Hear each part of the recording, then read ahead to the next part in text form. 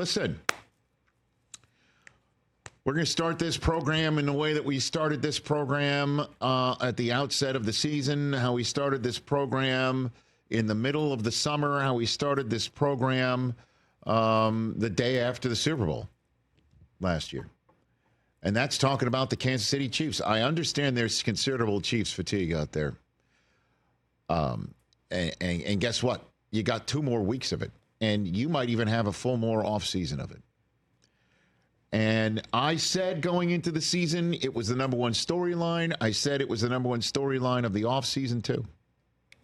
And that is the first three-peat opportunity we have seen in the National Football League since the Patriots tried it in the 2005 season and couldn't do it, and they lost in the divisional round. And how would the Chiefs get ready for it? How would they go ahead and build their roster around that concept? How would they handle the week-to-week target on their backs of being 2-time defending Super Bowl champs? And then we found out how they would deal with it. We found out that Travis Kelce says he's coming back. We found out that hardly anybody left. We found out, I understand L'Jarius Sneed goes to Tennessee. We find out that the coaching staff, once again, would not be rated. You weren't losing anybody. Steve Spagnuolo stays as the defensive coordinator. On draft day in Detroit, the Buffalo Bills do get a phone call from the Kansas City Chiefs. Chiefs call them up and say, hey, how would you like to trade back down 4 spots and allow us to go up to the 28th overall position and draft Xavier Worthy? Well, they didn't know it was Xavier Worthy they were going up to get, but they said, sure, you go ahead and trade up. That was a bad move. Well, that was discussed quite a bit, like of all the teams that would allow the Kansas City Chiefs to move up and improve their team in a manner in which they would want to improve it by getting the fastest guy in the history of the scouting combine. It was an odd choice. But they did move down into the top of the second round eventually and take Keon Coleman. But you could also see it coming that Xavier Worthy would, in fact, score a touchdown against the Buffalo Bills should they face each other in the playoffs. And guess what happened in the AFC Championship Game? But before all that, we saw a regular season play out in which we were having the conversation here every day that the Chiefs were less than, that they weren't as good as their Super Bowl seasons, that at some point somebody would have to come out of the woodwork to try and knock them off, and that at some point they would get knocked off because they weren't killing it on offense, they weren't killing it on defense, they weren't killing it on special teams. As a matter of fact, their kickers got hurt. Multiple did. And then they just kept winning, didn't they? As a matter of fact, they won more games in the regular season than any 2-time defending champion had ever won in the regular season. No defending champion twice over had ever won 15 games in the regular season in which they were three-peating. This one did. They got the 1 seed, even though the Buffalo Bills beat them. And the Buffalo Bills beating them in the regular season, the only team to beat the Chiefs when Mahomes was the starting quarterback. He went 15-1 as a starting quarterback this season. They get the bye week anyway. They come off the bye week and they beat the Houston Texans and then wind up, who is the team to face them at the end of the day? The conversation and the question all year long, who is going to be the team to beat them when the chips were on the line in Arrowhead? If they would be in Arrowhead, they wind up in Arrowhead. It's not the Ravens. It's not the Texans. It's not the Steelers, who are at one point 10-3. It's no one in their division coming to try and play them for a third time.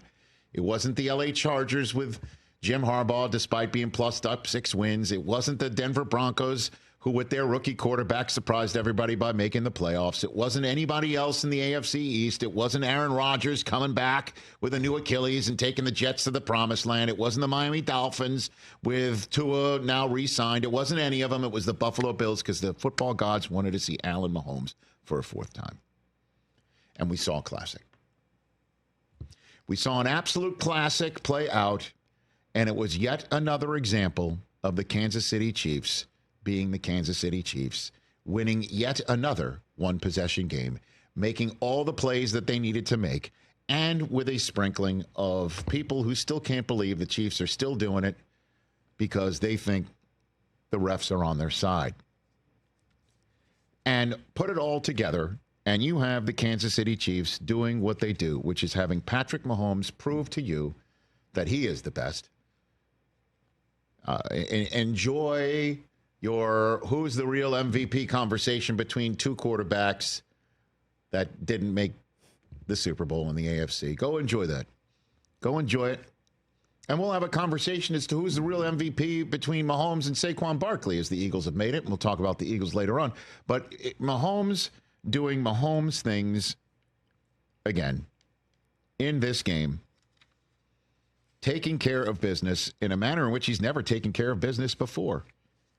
Coming up with 2 rushing touchdowns in this game for the first time in a playoff game. That's never happened before for him. And he now, by the way, has the most career playoff rushing touchdowns in Chiefs history. So he's going to have that, too, on top of all the running backs that have previously played for the Chiefs in the playoffs and anybody who follows. Hey, guess who's the leading rusher in the history of the Kansas City Chiefs? Too. In the playoffs. Mahomes has 5 games now with a passing touchdown and a rushing touchdown in the playoffs. That's tied Tom Brady for second most, 2 behind Steve Young. He now has a 9-game winning streak in the playoffs. That is tied for Bart Starr for the second most of all time, 1 behind Tom Brady, who began his career with 10 in a row. He passed Joe Montana for the second most playoff wins by a quarterback in NFL history. He's now halfway to Brady in that regard, a little bit less. He would be more than halfway if he wins the Super Bowl. Brady's got 35 of those. He became the second player in NFL history with 50 or more career offensive touchdowns in the playoffs. He now has 50. Brady has 95. That's crazy. Seems like a lot. But what Mahomes is the greatest quarterback we've ever seen in his 20s. He's beaten Brady in every metric in these regards. Don't even start with it. And obviously, Brady played through his 30s into his 40s, which is part of the conversation later on. And we've got 2 weeks to talk about legacy. But you saw what Mahomes did last night when the Bills take the lead. And yes, he did get the football back on a 4th down call by the officials. I thought it was a first down when it happened. Certainly when I saw the linesman come from the top of the screen giving a first down mark for the Bills, and then they eventually got together and gave a first down mark for the Chiefs, taking the cue from the official that was coming from the bottom of the screen up. But again, these are things where folks say, well, the officials were giving the Chiefs what they needed, what they wanted, and all that garbage, as if there wasn't a 3rd down and 10 call that went against the Chiefs when it was a clear offsides by the Bills. They called it a false start on the Chiefs. They turned to a 3rd and 5 potentially for the Chiefs into 3rd and 15. There are many other instances in this game in which calls did not go against the Kansas City Chiefs. Yes, the most important one did go their way, but Mahomes is the one who turned on in points.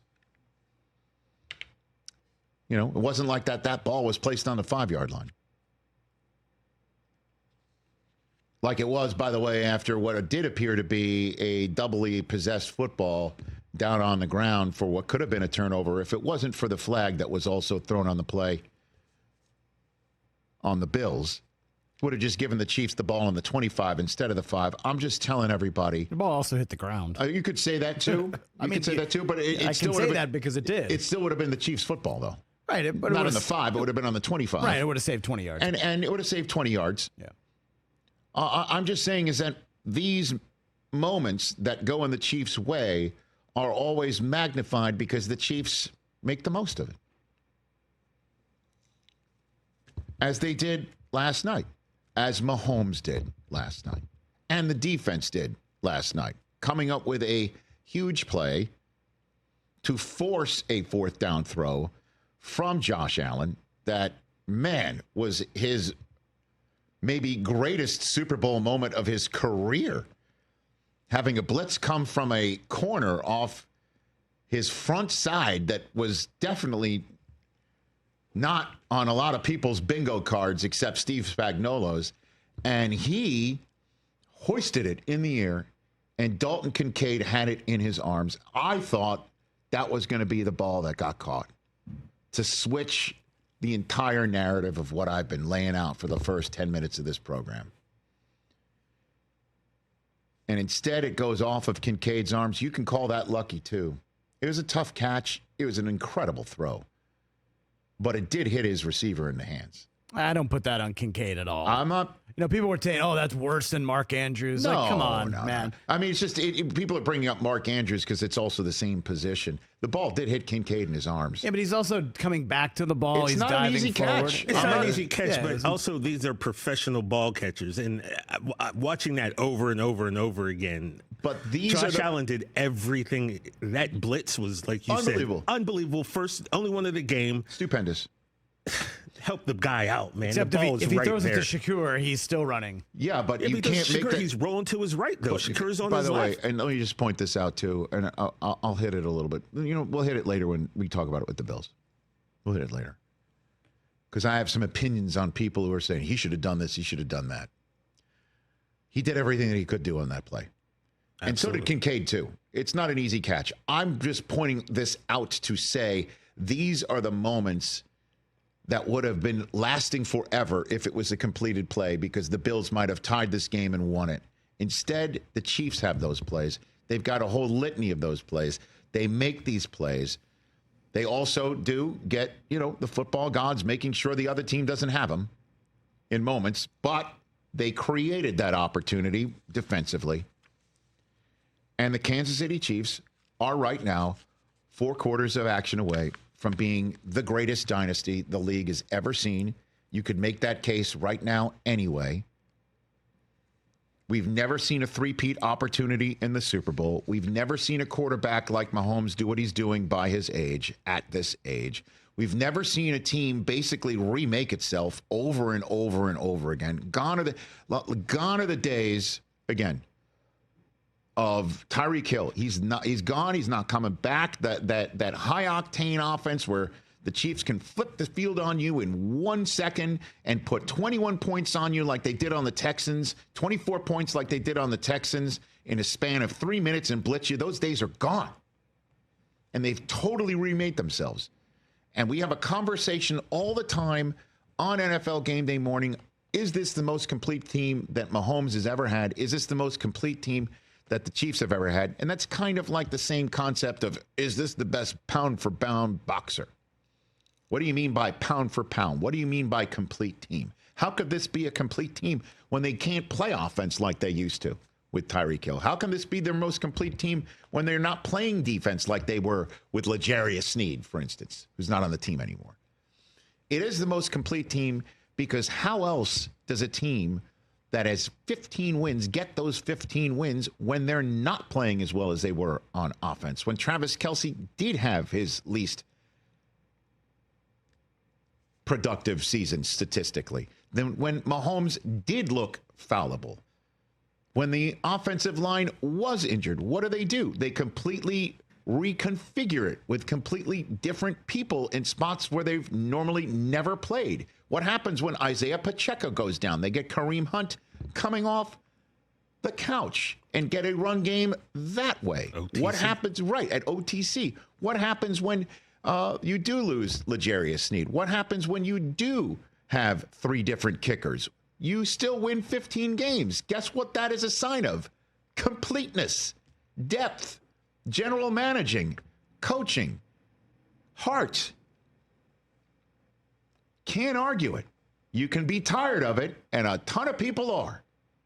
Really tired of it. Done with it. Don't want to hear it anymore. I had a Patriot fan sitting at home and one on my text last night rooting hard for the Bills in a way they probably never rooted hard for the Bills in their entire lives. By the way, that's Cooper, not Susie. Coop, man. Coop, you want to talk about a 13-year-old with Chiefs fatigue? That's one of them. Okay? And so I understand it. You don't want to see it anymore. Coop, let me tell you about the New England Patriots. Well, I mean, I can give him that life lesson, but he's got to live through this because a lot of people who are sick and tired of the Chiefs, they're back in the Super Bowl. They are 4 quarters away from winning it all and being talked about forevermore as the greatest that's ever been. And they got a quarterback who's already on Mount Rushmore. He's not even 30. And they got a head coach who, he's heading towards his late 60s, but he's now got 301 career wins, and he pushes every damn button. So, you got all that. And the Kansas City Chiefs are the AFC champions again. And the Lamar Hunt Trophy, named for the owner who dreamt of these moments, never got to see him. His son did. His son does. And the guy who came up with the nickname of Super Bowl might have his franchise that he helped found and has the conference's trophy named after his name in Lamar Hunt. He may, his franchise may be the first three-peat ever. One thing that they are is the first team in NFL history to play in 5 or more Super Bowls within a 6-year span. That's coming. I got more stats like that. I got 2 weeks to tell you about them, too. Catch the Rich Eisen Show every single day on the Roku channel, 12 to 3 Eastern, for free.